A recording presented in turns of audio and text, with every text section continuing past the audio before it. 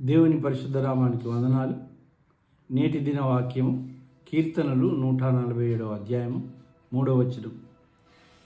గుండె చెదిరిన వారిని ఆయన బాగు చేయువాడు, వారి గాయములు కట్టువాడు. దేవుడు ఈ యొక్క వాక్యం ద్వారా మనల్ని ఏ విధంగా చూస్తుండు అంటే, గుండె లోతులో ఉన్న బాధలు ఎవరు చూడలేరు, కానీ శరీరంపై ఉండే గాయాలను మనం మాన్పుకోవచ్చు.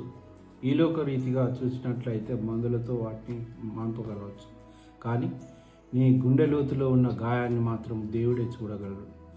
అట్టి గాయాలను మాన్పువాడు ఆయనే.